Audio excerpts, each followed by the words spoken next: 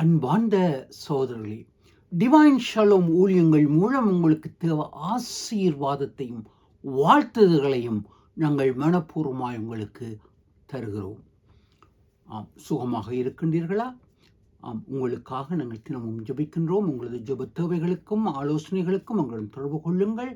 தயவாக என்னுடைய தனிப்பட்ட தொலைபேசியில் தொடர்பு கொள்ளும் பொழுது உங்களுக்காக நாங்கள் ஜெபிக்க நாங்கள் வாஞ்சையுடன் காத்திருக்கிறோம். ஒரு விசை ஜெபம் செய்வோம். கர்த்தாவே, அடியனுடைய வாயின் வார்த்தைகளும் எங்கள் அனைவருடைய இருதயத்தின் சிந்தனைகளும் தியானங்களும் உம்முடைய சமூகத்துக்கு உகந்தனவாய் இருக்கட்டும். நீங்கள் பேசுங்கள் ஐயா, நாங்கள் கேட்கின்றோம் இயேசுவின் நாமத்தில். அன்பானவர்களே, வேத பாடமாக லூக்கா எழுதிய சுவிசேஷம் 10ஆம் அதிகாரம் 30ஆம் வசனத்தை வாசிக்க கேட்போம்.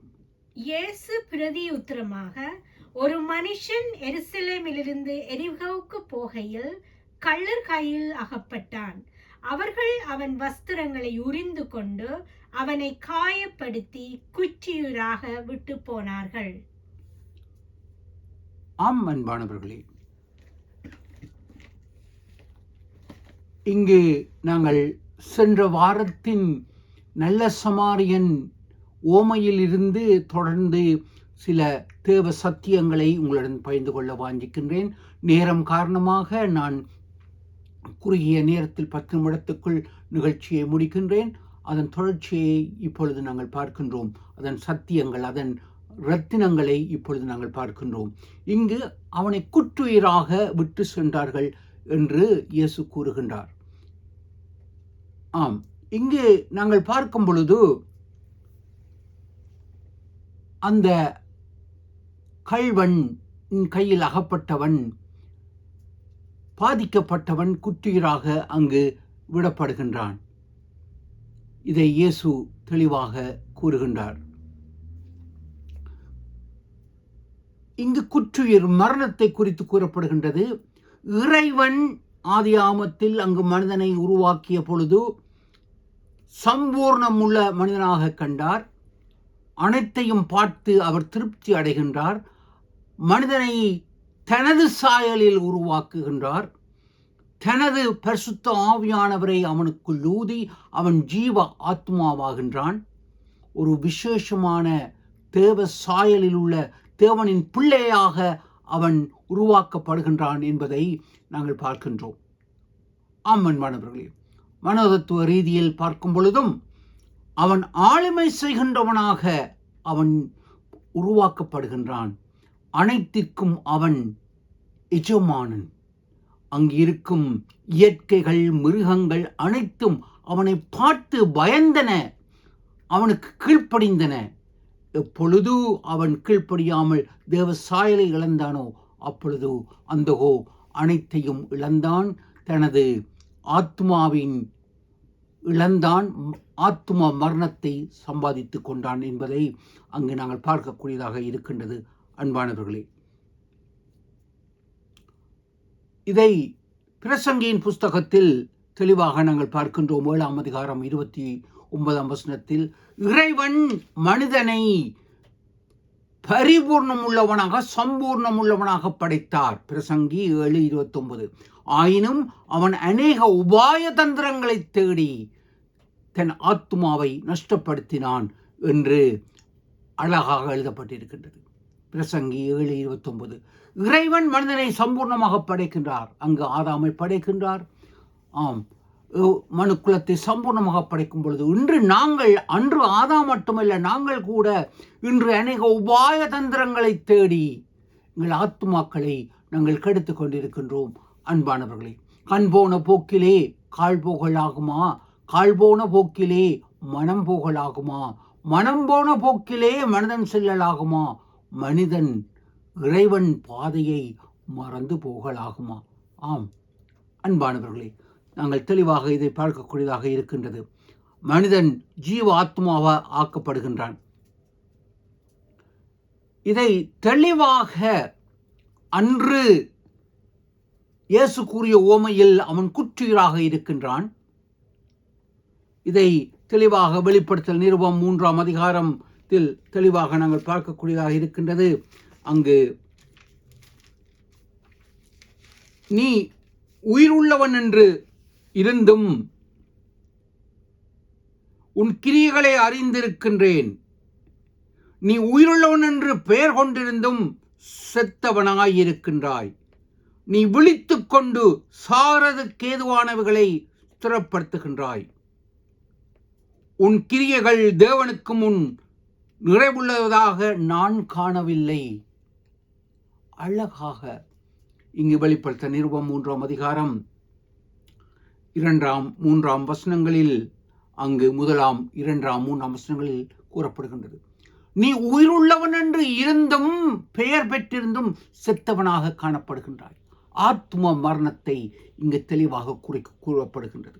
அன்று ஆதாமாவால் முரட்டாட்டம் உள்ளவர்களாய் தேவனுக்கு கீழ்ப்படியாமல் போனதினால் அந்த ஆத்ம மரணத்தை சம்பாதித்துக் கொண்டார்கள். தேவன் அவர்களை சம்பூர்ணமாக படைக்கின்றார். ஆம், நித்திய வாழ்வுக்காக படைக்கின்றார். ஆயினும் அந்த அற்ப ஆசையின் நிமித்தம் அவர்கள் தேவ சாயலை அவர்கள் இழந்து போவதை பார்க்கின்றோம்.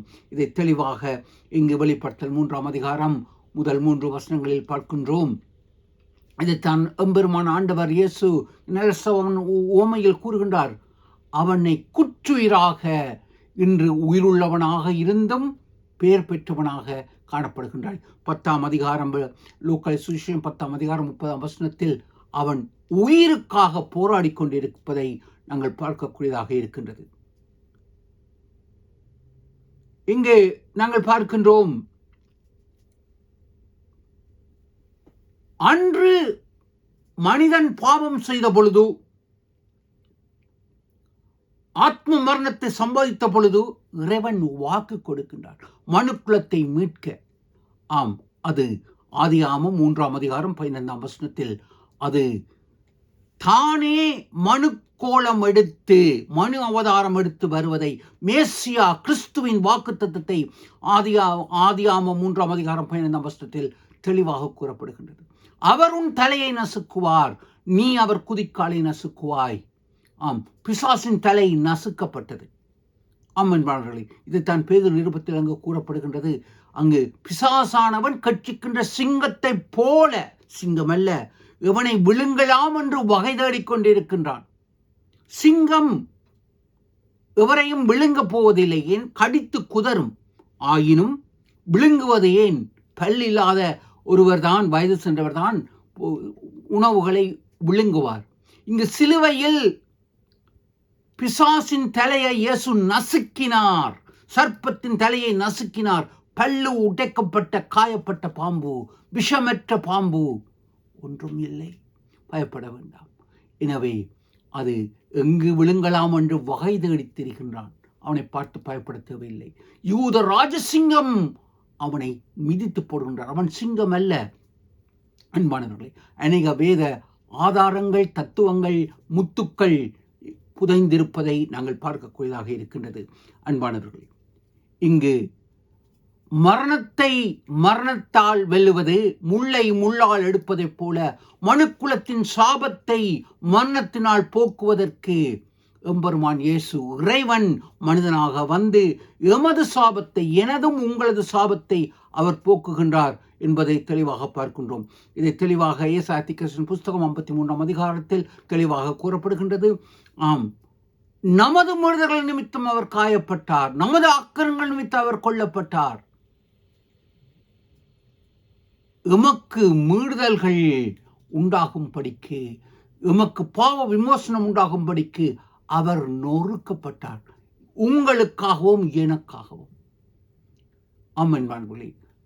எனது பாவத்துக்காக நொறுக்கப்பட்டார். ஏசாயா தீர்க்கதரிசன புஸ்தகம் 53ஆம் அதிகாரத்தில் தெளிவாக கூறப்படுகின்றது. அங்கு மரணத்தை மரணத்தினால் வெல்வதை அங்கு பார்க்கின்றோம். இதை தெளிவாக 1 கொரிந்தியர் 15ஆம் அதிகாரம் 26ஆம் வசனத்தில் கூறப்படுகின்றது. பவுல் அப்போஸ்தலன் கூறுகின்றார், பரிகரிக்கப்படிய கடைசி சத்துரு மரணம். 1 கொரிந்தியர் 15ஆம் அதிகாரம் 26ஆம் வசனம். அன்பானவர்களே, மரணத்தை இயேசு ஜெயமாக வென்றார். இதை ரோமர்கள் 6ஆம் அதிகாரத்தில் அங்கு கூறப்படுகின்றது.